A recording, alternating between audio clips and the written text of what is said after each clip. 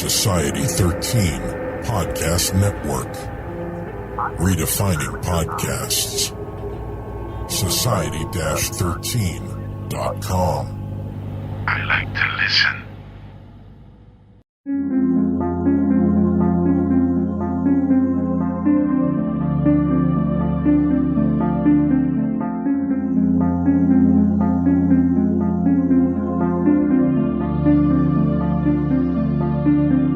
History tells the story of the world and of our lives. Sometimes that history goes bump in the night.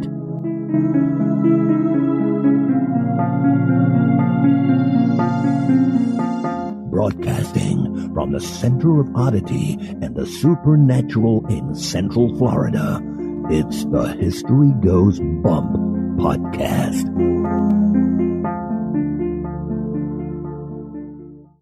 Hello, you spooktacular people. Welcome to this 168th episode of the History Goes Bump podcast. Ghost Tours for the Theater of the Mind. I am your host, Diane. And this is Denise. On this episode, we are bringing you the Sallie House. This was suggested to us by listener Mitch Guidry. This place has a heck of a reputation when it comes to the paranormal, and we're looking forward to sharing the history and hauntings of this incredible house with all of you guys. Before we do that, we want to welcome to the spooktacular crew, Marco. Hello, Marco. Arlen. Hey, Arlen. Rosemond. Hi, Rosemond. Bella. Hello, Bella. Miranda. Hi, Miranda. Ruth. Hey, Ruth. And Cindy. Hi, Cindy. This place in Kansas there's definitely something going on there. You ready to check it out, Denise? Absolutely. All right.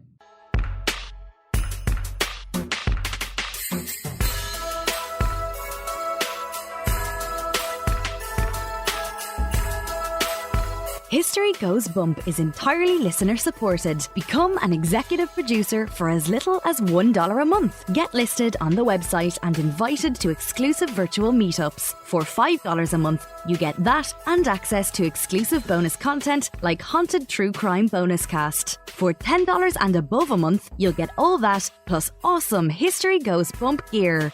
Check out patreon.com/historygoesbump, or you can support us via PayPal. Click the Support the Show tab at historygoesbump.com for more information.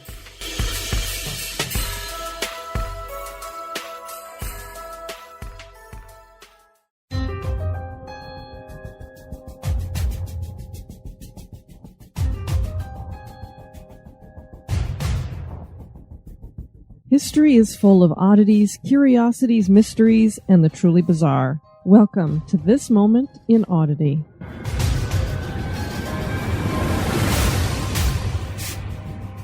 In Georgia, there is a mysterious rock wall that is part of Fort Mountain State Park. This wall zigzags for 885 feet and features stones from the area. It is clearly something not made by nature. Many theories have been postulated as to who is responsible for the rock wall. The most obvious one is that Hernando de Soto built a fort here in 1540 as protection from the Creek tribe, and these are the remnants. It is this theory that gives the state park its name, Fort Mountain. But historians have pointed out that de Soto was not even in the area for a month, certainly not long enough to build a fort. Another theory claims that a Welsh prince named Madoc ab Awan Gwynedd fled his homeland after the death of his father, and he came to the area in 1170. He arrived with a group of people, and they built a fortification here. Apparently, they built fortifications in other places too, like DeSoto Falls, Alabama, and Chattanooga, Tennessee. The most interesting theory comes from a Cherokee tradition. They referred to a group who lived here and built the wall as Moon-Eyed People. The reason the tribe used that name was because these people supposedly had very poor eyesight, especially out in the light. They were small in stature with very pale skin. They sound very similar to people born with albinism. The Kuna people of Panama quite possibly could have been their ancestors. The Cherokee drove them out and said that a temple had been built near where the stone wall is today. Perhaps these were actually Welsh descendants of the prince and the people who came with him. We will never know, but the wall that is the only symbol of their presence certainly is odd.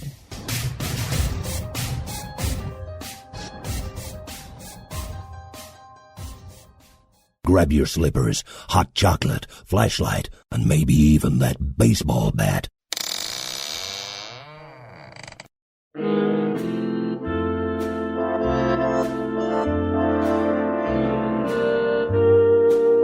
This day in history.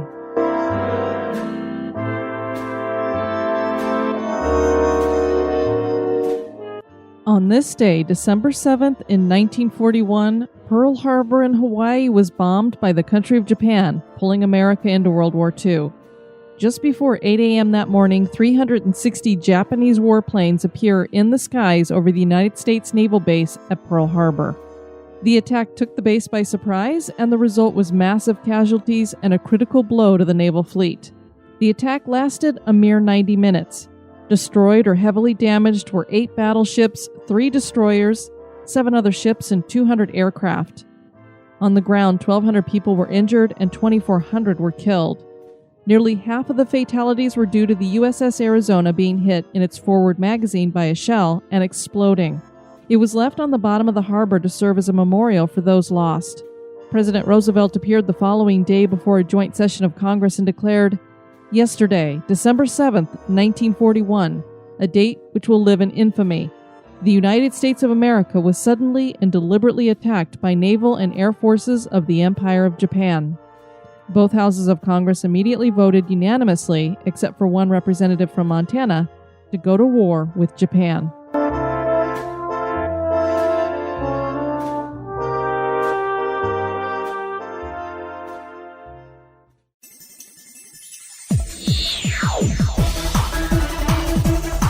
You're listening to History Goes Bump. Atchison, Kansas is famously known as the birthplace of Amelia Earhart. It was home to the Kansa tribe before settlement began when the territory opened in the mid-1850s. The Finney family were some early settlers to the town, and prominent members of the family would live there all their lives. They built several homes, and one of those came to be known as the Sallie House. It gained notoriety in the 1990s when a couple named Debra and Tony Pickman lived in the house. Hauntings were documented in the house at that time, and it has become a well-known haunted location to paranormal investigators. The stories that the Pickmans have shared about their former home are horrific and terrifying. Join us as we explore the history and hauntings of Sallie House. Atchison, Kansas was founded at a precarious time in American history in 1854. The Civil War was to commence in the near future, and the country was already strongly divided along the lines of pro-slavery and anti-slavery. This small city would be an example of that great divide. The man for whom the city was named was Senator David Rice Atchison, and he was strongly in favor of slavery. His goal was to set the town up as a place open to slavery. He grabbed a bunch of friendly investors and convinced them to form the town with him. It was decided that the original site was not suitable, and another location that was newly open to settlement and that happened to be rich in agricultural possibilities was chosen. There were 480 acres divided into 100 shares, and each member of the town company received 5 of those shares. 2 of the first businesses built were a hotel and a printing press. Soon the National Hotel and the Squatter Sovereign, a pro-slavery newspaper, were in business. The city was formally incorporated in 1855. 3 years later, the forces for abolishing slavery took control of the city. When the Civil War broke out, Atchison had 3 militias that fought for the North, but the main concern for the eastern side of the state was protecting against invasion from Missouri. So many of you all are probably familiar with the mascot of the University of Kansas, the Jayhawk. But do you know what the Jayhawk references? The term has been shortened from Jayhawker. Jayhawking was stealing, and this was a tactic of guerrilla fighters in the state of Kansas. One of the famous Jayhawkers during the war was Charles Cleveland Metz, and Atchison was his headquarters with a blessing from the townspeople. He would regularly lead raids into Missouri to steal horses and then bring them back to Kansas to sell. He targeted pro-slavery farmers. He was finally stopped in 1862 when he was shot and killed. In 1866, Michael C. Finney came to town with his wife Kate, and they bought a parcel of land. Michael had been a wharf master for steamboat traffic on the Missouri River. He started building a home on the property that was completed in 1871. The family supposedly lived in the basement while the house was being completed. Michael did not get to enjoy the home for long because he died on September 27, 1872, at 10 p.m. in the house. At the time, Kate was pregnant, and the couple already had 2 sons, James and Charles, and a daughter, Agnes. 8 months later, Edwin was born, but he would die before he was 2 years old. Oh, I always hate to hear that. In 1879, the Finney's son James built a house next to his parents' home, and then he left for Colorado to find his riches in Gunnison. He returned shortly thereafter, cursing the God-forsaken place. Atchison was not much better for James, so he deeded his house to his mother and left for St. Louis. Charles was a teenager at the time, and he found work with Dr. Dan Holland, first as a bookkeeper and then as an assistant in the office. Dr. Holland's influence over Charles led him to a decision to attend medical school. At the same time that he was working for the doctor, Charles was also ice skating in competitions, and he was quite good. He and a young lady named Florence Guerrier won a gold medal in couple skating in 1883. No one knows why, but Charles fell out of favor, and by 1885, a local paper announced that the next skating competition was open to all gentlemen except Charlie Finney. Can you imagine the newspaper singling you out? Here's the next skating competition, but you over there, you are not invited. I can't even imagine a newspaper. I know it's a small town, but still. Yeah, it's that small town, I guess, bias, who knows. Charles loved to skate, so he solved the problem by dressing as a woman and skating as Miss Colby from Baltimore. And he was so graceful that nobody knew he was a male. And now we have Miss Colby from Baltimore. She's a little big in the shoulders, but... Maybe she was from good stock. Yeah, I guess. Charles went to St. Louis and attended Beaumont Hospital Medical College, where he received his MD in 1894. He returned to Atchison and opened a practice in the Martin Building on 5th and Commercial. In 1899, his brother James would have a stroke and spend 8 months in the hospital before passing away. His house was deeded to a woman named Joanna Barnes, who had recently left a mental institution. She was divorced with 3 children and had been admitted to the institution on the orders of a judge because she was violently insane. That's kind of scary when you had a judge say, you are not only insane, you're violently insane. And so leads one to think, how the heck did his home get deeded to her? I don't know, and it's certainly not the kind of neighbor that I'm sure his mother wanted to have. But by 1906, James's house was back in the family when Joanna deeded it to his sister, Agnes Finney. A year prior, Charles had married Louise Zeibold, and they built a home on the other side of his mother's house. So now all the surviving Finneys are living in a row next to each other. The house that would become known as Sallie House was the one built by James and now owned by Agnes. Look, it's a row of Finneys. Agnes married a man named William True in 1913. Their wedded bliss did not last long as he suffered a stroke 3 years later. Agnes cared for him the best she could, but within 2 years he had passed away. She decided to continue living in the house, and she did until the day she died in the house on November 28, 1939. She turned the home into a boarding house to help with expenses. Charles held on to the house, but when he died in 1947, it was decided to rent the house out. The first family to move in was the Mize family. They did not stay long, and there are no clear records of who lived in the house for the next 10 years. Of course, this makes trying to figure out the origins of hauntings difficult because up until this point, we really didn't have anything that could cause the kind of haunting that has been reported here. There have been a few family member deaths, but nothing like murder or suicide.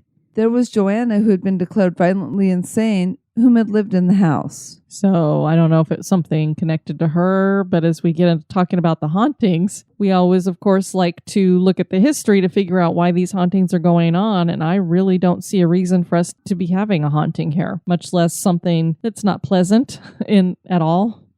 The next documented owner was Ethel Anderson. She moved into the house in 1958, and she lived there until 1990, so she was there for quite a while. Yes, she was. 32 years.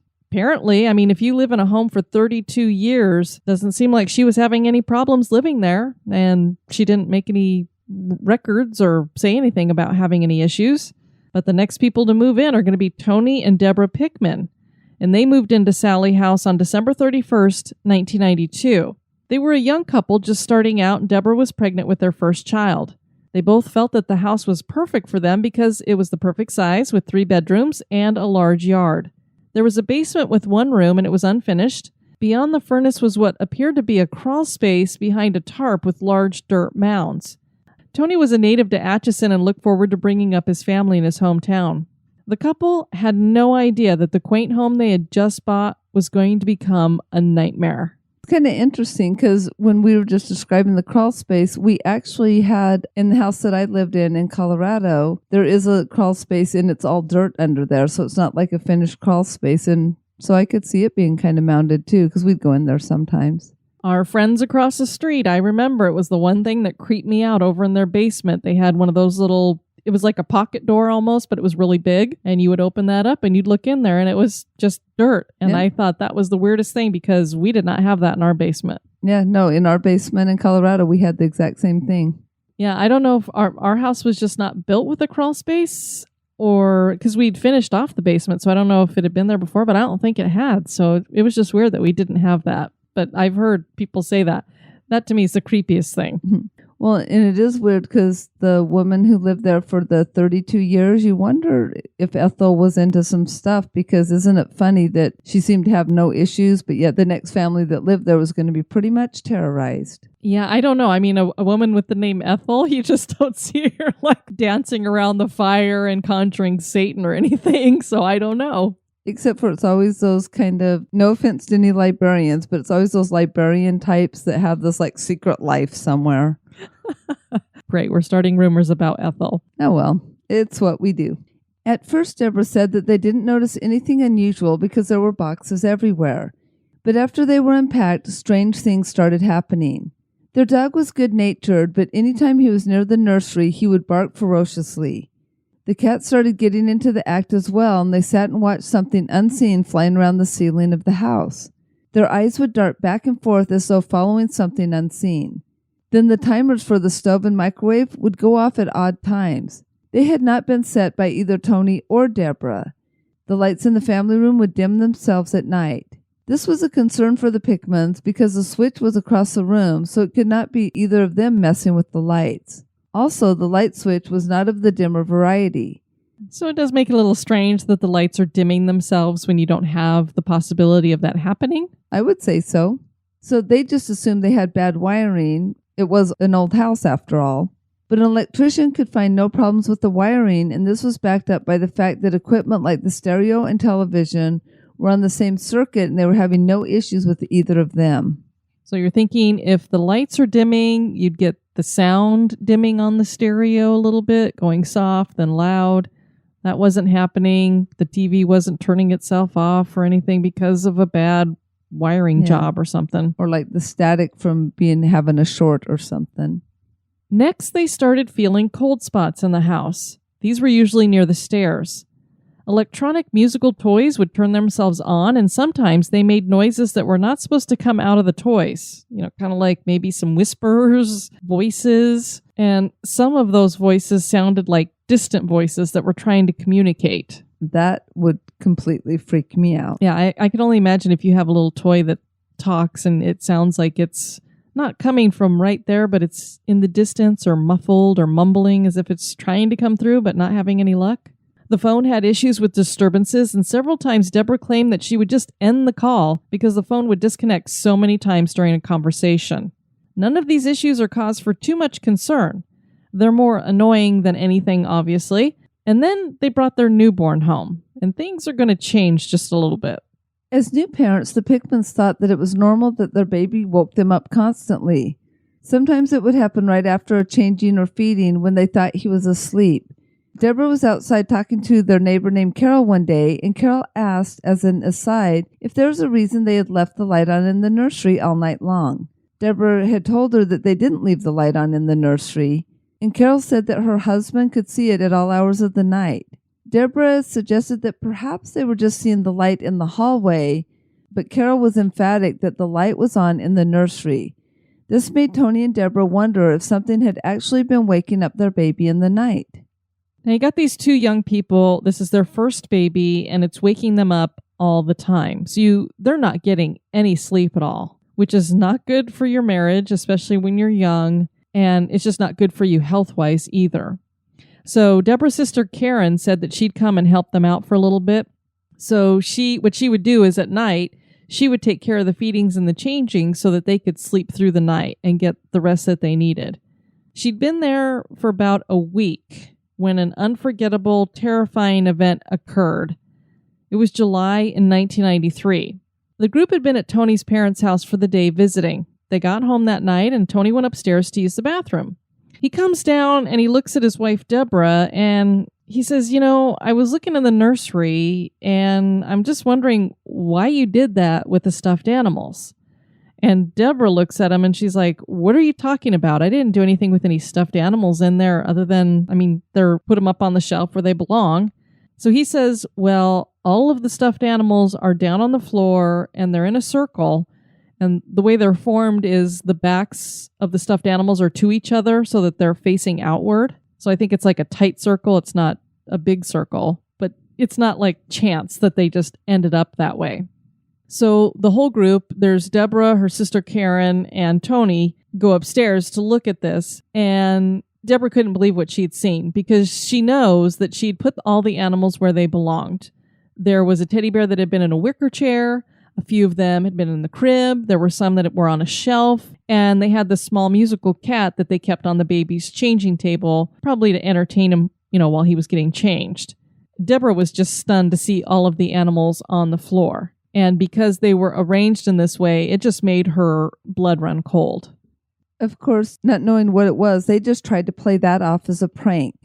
Debra remembered that earlier that day, Tony's sister had confessed that at one time she'd let herself into the house to see if the nursery had been finished, and she'd felt guilty about coming in when they weren't home, so she wanted to tell the couple.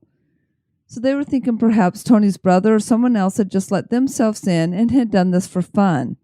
They checked all the animals for magnets, maybe the cats had knocked them over, and they tried to find a logical explanation, but they couldn't find one. They verified that no one had visited the house unannounced. Debra even called Jeannie, and when she explained how they'd found the animals, Jeannie told her that she'd felt really odd inside the house and that she'd even told her husband about her unease when she was in the nursery. Jeannie is Tony's sister, and so when she was in the house, she just kind of had this weird feeling. So when Debra calls her to ask if she had come over to the house and done something with the animals, Jeannie was like, well, since you're mentioning that, I'm going to tell you that I felt kind of weird when I was there. So obviously, they're beginning to wonder if maybe there's a ghost in the house. So they go back downstairs, and as they get to the bottom of the stairs, Karen looks back up the stairs, and she shouts, the nursery light is back on. And she knows that she watched Tony turn it off. So they go back up the stairs to see what's going on. And when they get back up to the nursery, they see that there's this big stuffed bear laying on his back in the middle of the floor. Now, they had put all the animals back where they belonged. So how did this big stuffed bear end up in the middle of the floor? And he was one that they would put in the wicker chair. So it's not like he was on a shelf that was nearby and he'd fallen down off the shelf. He would have had to come out of the chair somehow. So now they're thinking, and this is probably what you and I would think, Denise, if you see that you've got the animals all arranged, it had to have been done by somebody. Now you have a bear that is in the middle of the floor when you've put everything back. What is your initial thought? That there's somebody in the house and I need to go get my gun, my sword, and everything else. That's exactly what I would be thinking. I would be really freaking out even more than having the ghost in the house is there is somebody in this house that does not belong here hiding. Right, an intruder or something. Exactly. So that's what they're thinking. So they decide they better check the entire second floor, which they do, and they don't find anybody or anything. So Debra's thinking to herself, well, if this is a ghost, hopefully it's a child ghost, and that's why it's messing with the toys, and it's just trying to play. They decide to go downstairs and watch TV to help calm their nerves. Now, I don't know about you, Denise, but I don't know that TV would calm my nerves at this point. I think I would just want to leave. But they don't want to leave. They don't want to go back to the in-laws' house. They decide that they're just going to go ahead and stay at the house, watch TV. Well, nature calls, and Debra needs to go back upstairs to go to the bathroom. So she announces, I need to go to the bathroom for two reasons. Number one, she doesn't want to go by herself. And number two, she wants to make sure that somebody does come with her so that they can see that she's not the prankster, that she's not trying to pull their leg or do anything like that. So Karen and Tony say, okay, we'll go over and we'll just wait at the bottom of the stairs for you. So Debra goes upstairs and glances into the nursery on her way to the bathroom, and what she saw caused her to actually curse out loud. The bear was on the floor again. Now they had no doubt that something supernatural was occurring. and they started wondering if they maybe should leave and go back to their in-laws' house, but again decided to stay. They all slept in the master bedroom together and had no more trouble that night. The next day, Tony's brother Greg came on over to take pictures, and he called out to whatever and asked if it wanted its pictures taken. So now we're going to have him coming over and doing a little bit of spirit tempting. Never a good idea, Denise. Never. A bear sitting next to the TV turned around before their eyes, and they all screamed. They decided that they should leave. And maybe not tempt the spirits, asking if it wants its picture taken. Well, they asked, and he turned and said, I guess, yes. But anyway, as they were packing, Tony was attacked. Something scratched him across his back, and Debra took pictures of the 3 scratch marks.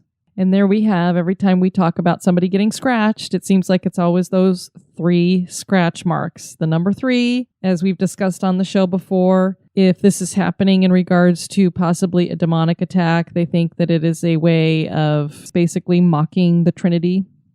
The couple decided to call a psychic named Barbara Connor for help, and I think Tony had gotten her name from a guy he worked with.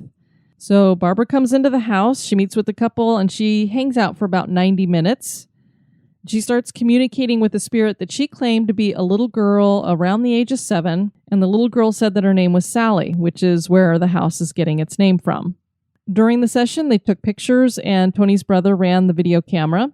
Sallie told Barbara that she didn't like Debra, that she thought she was bossy and had too many rules, and the reason she said this is because Debra had started walking around the house and she figured she had this ghost, and particularly a child ghost, leave the baby alone, stop scratching Tony, trying to lay down some rules. And obviously Sallie did not like that. But Barbara told Debra to continue doing that and to remind Sallie of those rules and to be firm with her, since they're assuming that she is a child.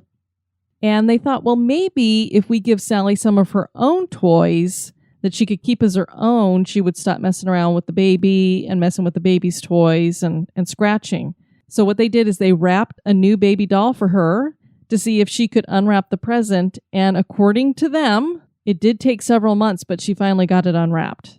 I like to call myself an open-minded skeptic, and I really find that hard to believe. But I have a feeling it was one of the cats. But yeah, I don't know. I'm thinking if a ghost can actually unwrap a gift, it's not going to take it months to do it. And I don't know, that one, to me, that's just, I have a really hard time with that one. I'm very skeptical of that. Tony also claimed that he saw Sallie as an apparition and sketched her.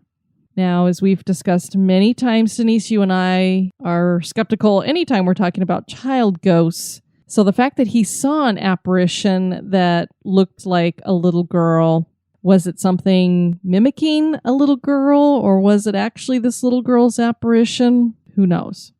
The Pickmans came to think of Sallie as something like a protective spirit, but they soon realized she was not the only spirit in the house, and they believed that the other entities there were evil.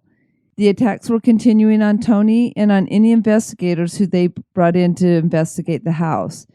They eventually moved from that house, but they wrote a book about their experience 20 years later and continued to give talks and interviews about their experiences there. The house has been investigated by numerous paranormal investigators. The television show Sightings featured the location in the 90s. Investigations have resulted in countless EVPs and strange pictures.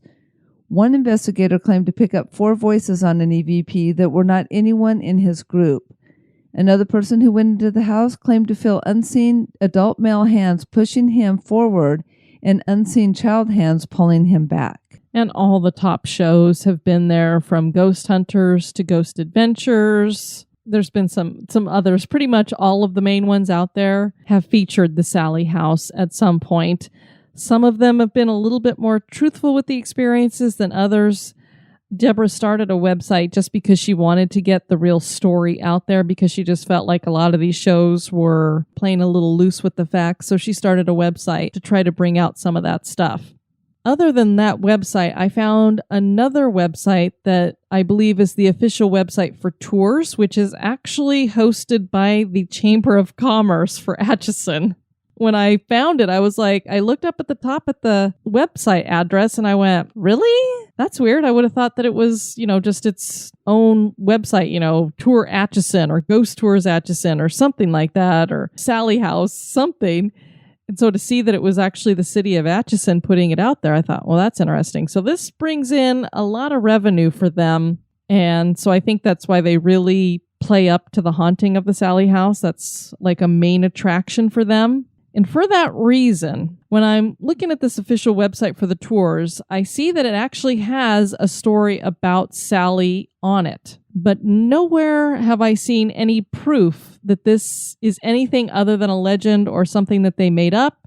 Or, I don't know, maybe the psychic told them that this is what had happened. When it's a psychic telling you the story, it's a little dubious because, especially if you don't have anything to back that up, you don't know that any of that stuff that she said is true, because nowhere in here do we see anything that has told us that a little girl named Sallie has lived in this house. There's nowhere in the newspaper that has told us that a little girl named Sallie died in this house. A key thing here is, as we were talking about these houses, from what I've seen, there were 3 houses owned by the Finney family, all there in a row next to each other. And that this house, that's Sallie's house, Dr. Charles Finney never lived in it, nor did he ever have a medical office in it. His medical office was in the downtown area. Even though it's a small town, it was down there somewhere. He didn't have a hospital at his home. As far as I know, he didn't have a medical office in his home. This is verbatim the account that they have on their website. Originally built at the turn of the century, this house became the residence of an Atchison physician. The front served as office space and examination rooms, while the doctor and his family lived upstairs. One day, a frantic mother arrived carrying her 6-year-old daughter, Sallie. The child had collapsed from severe abdominal pain. The doctor diagnosed appendicitis and knew there was no time to delay surgery. Believing the appendix would soon burst, the doctor began cutting Sallie before the anesthesia took full effect. Sallie's screams suddenly stopped and she grew pale and limp. She died on the operating table. Her last memories were of a man whom she believed was torturing her. Reports of Sallie's haunting grew even more ominous in 1993 when the house was rented to a young couple. Their dog seemed to growl at nothing, especially near the upstairs nursery. Things began to take a violent turn, however. Fires broke out in the house and a series of sinister attacks on the husband began. The operating area would become cold. Objects would visibly move when the young man drew near. He could feel scratches upon his chest or abdomen. But never did the ghost attack the wife or baby. So I have no idea where the Chamber of Commerce got this tale from, because this house did not become the residence of an Atchison physician. It was Agnes's house, and she had it as a boarding house. And he never did any doctoring in his home that I know of. He rented another building for that. So I have no idea where this story came from. It's things that make you say, And just Dr. Charles Finney, in order for this story to be true, I mean, talk about malpractice. Can you imagine operating on somebody before the anesthesia has taken hold? I know we're in an emergency situation here, but really? Well, and once you heard a scream, to continue operating? Yeah, so to me, first of all, this makes Dr. Charles Finney look like a bad doctor, and he was not. As far as I know, the city thought he was great. This is an important family to the city. They were honored to have them there. They didn't want him skating in any of the competitions, but I don't think they minded him being a doctor. And there was a fight or something that he'd gotten into, but people get into kerfuffles every so often. But I just can't see this story being true. It makes sense if you want to believe that there is this little Sallie haunting the place, and that would be a reason why she would be haunting it. Yeah, I'm starting with all of the research. I'm leaning more towards a trickster that's haunting the place. I am too. But the Sallie House does have a very detailed haunting account. Is this just the product of overactive imaginations? Perhaps a story to sell books. Are there really several entities in this cute little turn-of-the-century house? Is the Sallie House haunted? That is for you to decide. I hate to be so skeptical about stuff. With the Amityville Horror, there are people who think that was just a fraud, that nothing actually ever haunted that house. It did have a horrible history, obviously, but there is no proof that there was actually any hauntings going on there from what we know, other than the Warrens' words and the people who had lived there saying that it had happened. But people have lived in the house since and never had any issues. They've changed the outside of the house to get people to stop coming there because that was more of a nuisance to them. So it makes you look at something like the Sallie House and go, are people getting fame off of this? And that's why? I don't know. I've heard all kinds of stuff about this house, and I believe probably many years ago, I think I've heard them both interviewed about it. But I just have a hard time believing that this place is so incredibly haunted this way, but only at the time that they were living in it and now ever since, when people go in to investigate. And always, I wonder, when you have a lot of investigations going on, are they bringing things there with them? Are they conjuring things with what they're doing? Are they opening portals, inviting things? You just wonder if it's the actual investigations that are causing the problems. Okay, Diane, so now I can give little Miss Ethel a break maybe and let her go back to her nice little life. And maybe it was actually the owners that brought something in with them. Oh, that's a possibility. Maybe there was something that had attached to them and it had nothing to do with the house, because I believe they still have issues with hauntings where they're living now, I think. I'm not for sure, but I think I'd read somewhere that they still had things that they felt were haunting them. So it does make me wonder if they're the ones that are haunted, not really the house. Now, you can tour the Sallie House. There are seasonal self-guided tours. They run $10. And then there are guided tours which run $100 for a group up to 10 people. They also do overnight stays, and that's $100 per person. And I think you can have up to 4 people in there. It's not a really big house, and I do have a link in the show notes for where you can get more information on that. And it just blows my mind that the Chamber of Commerce is the one advertising the overnight ghost investigations. Hey, good money. On our next episode, we're going to be talking about the USS Hornet. This is one of the most haunted warships in the American Naval Fleet. And we are going to be joined by a woman who is a docent on that aircraft carrier, and she helps with the overnights that they have there and the different ghost tours. And has a lot of great knowledge and a lot of great stories. Exactly. As a matter of fact, we just got done interviewing her, so it was a very fun and informative and lots of experiences to share with you guys. So we're looking forward to bringing that to you. I'd like to have you check out our website, historygoesbump.com. And Denise, if people want to send us some feedback, where can they do that? They can do that at historygoesbump@gmail.com. And Ruth did send us an email. She said, I've been listening to your podcast for a few months and finally decided to set up a monthly donation. I enjoy your easygoing banter and learning about haunted places and history.